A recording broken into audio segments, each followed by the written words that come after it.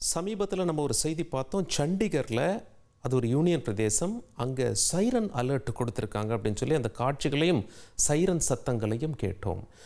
சண்டிகர் எவ்வளோ தூரத்தில் இருக்குது பாகிஸ்தான்லேருந்து? அங்கே ஏன் சைரன் ஒழிச்சுது அப்படின்னா, நம்ம முதல்ல இந்த வரைபடத்துக்கு போனோம். இங்கே பாருங்கள், இந்தியா பாகிஸ்தான் இந்த எல்லை பகுதியானது இங்கே இருக்கிறது. சற்றே நான் இந்த வட இந்தியா பகுதியை மட்டும் ஜூம் செய்கிறேன். இங்கே பாருங்கள், இது பஞ்சாப், இது ஹரியானா. பஞ்சாபுக்கும் ஹரியானாவுக்கும் தலைநகரம் தான் சண்டிகர். இங்கே தெரியுதா உங்களுக்கு? சண்டிகர், ரைட். இப்போது இந்த சண்டிகருக்கும் இந்த லாகூர் பக்கத்தில் தாங்க அந்த வாகா அட்டாரி பார்டர் இருக்குது. அப்படி பார்க்கும்போது சண்டிகருக்கும் இந்த வாகா அட்டாரி பார்டருக்கும் எவ்வளோ தூரம் அப்படின்னு சொல்லி கேட்டிங்கன்னா, சுமார் 260 கிலோமீட்டர் தூரம். அங்கேயும் அலர்ட் கொடுத்துருக்காங்க.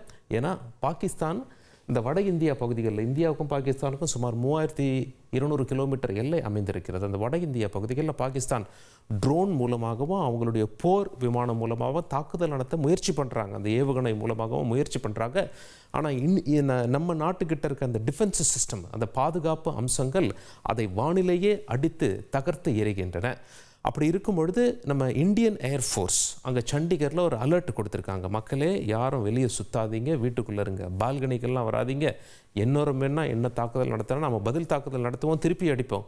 ஆனாலும் ஒரு பாதுகாப்பு நடவடிக்கைக்காக நீங்கள்லாம் வீட்டிலேருந்து வெளியே வராதிங்க அப்படின்னு சொல்லி போடுறதுக்காக அந்த சைரன் ஒலிக்க விடப்பட்டது. சரி, இது ஒரு புறம் இருக்கையில், இப்போ லேட்டஸ்ட்டு தகவல் என்று பார்க்கும் பொழுது இங்கே பாருங்கள், இந்தியாவுக்கும் பாகிஸ்தானுக்கும் நம்ம நிலப்பரப்பு எல்லை என்று பார்க்கும் பொழுது நாம் சொன்னோம் சுமார் 3200 கிலோமீட்டர் அப்படின்னு சொல்லி. இந்தியாவுக்கும் பாகிஸ்தானுக்கும் பொதுவான கடல் என்றால் அது இந்த அரபிக்கடல் பகுதி தான். இங்கே பாருங்கள், அரபிக்கடல் பகுதி இந்தியாவுக்கும் பாகிஸ்தானுக்கும் இணைக்கக்கூடிய ஒரு கடல் பகுதியாக இருக்கிறது. அப்படி பார்க்கும் பொழுது பாகிஸ்தானுடைய எல்லை அரபிக்கடலில் எவ்வளோ தூரம் வருது? இங்கே பாருங்கள், இதுதான் பாகிஸ்தானுடைய எல்லை அரபிக்கடலில் சுமார் 1000 கிலோமீட்டர் என்று சொல்லப்படுகிறது. சரி, நம்ம இந்தியாவுடைய எல்லை அரபிக்கடலில் எவ்வளோ தூரம் வருகிறது? சுமார் 2500 கிலோமீட்டர் என்று சொல்லப்படுகிறது.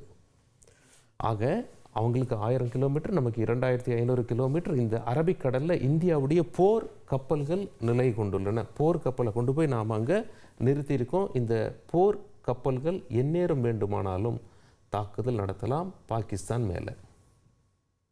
போர்க்கப்பல்கள் நிறுத்தப்பட்டிருக்கிறது.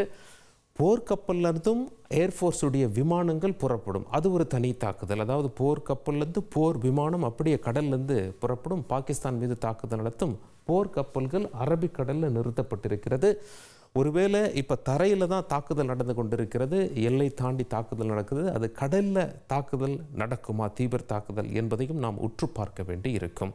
இதெல்லாம் ஒரு பக்கம் இருக்கையில், இப்போ நாம் அப்படியே பாகிஸ்தான் எல்லை பகுதிக்கு வருவோம். எது எல்லை பகுதி? இங்கே பாருங்கள், இந்தியா பாகிஸ்தான் எல்லை. அந்த எல்லை பகுதியில் எத்தனை மாநிலம் அமைந்திருக்கிறது என்று பார்த்தீர்களா? இங்கே பாருங்கள், மாநிலம் வாரியாக பார்க்கணும் அப்படின்னா, மாநிலம் 1 குஜராத்தோட பாகிஸ்தானுக்கு எல்லை அமைந்திருக்கிறது. ராஜஸ்தானோடு பாகிஸ்தானுக்கு எல்லை அமைந்திருக்கிறது. இதெல்லாம் பாலைவன பகுதி, தெரிகிறதா? ஜெய்சல்மர் என்று அழைப்பார்கள். ஒட்டக சவாரிகள்லாம் நடக்கும். அது டெசர்ட், அது தார் டெசர்ட். நம்ம இந்தியாவிலையும் இருக்குது, பாகிஸ்தான்லேயும் இருக்குல்ல தான் தார் பாலைவனம். அந்த தார் பாலைவனங்கள்லையும் குண்டுகள் விழுகிறது என்று சொல்லப்படுகிறது. அங்கேயும் இந்தியா பதில் தாக்குதல் நடக்கிறது. அதுக்கு அடுத்தபடியாக மிக முக்கிய எல்லை அப்படின்னு சொல்லி பார்த்தா, பஞ்சாபில் பார்த்தீங்களா, அங்கே தான் அந்த வாகா அட்டாரி எல்லை இருக்கிறது. அங்கேயும் தாக்குதல் நடத்தப்பட்டதாக சொல்லப்படுகிறது. குறிப்பாக பஞ்சாபில் அம்ரிஸ்டரில் நேற்று வீடியோலாம் பார்த்துருப்போம்.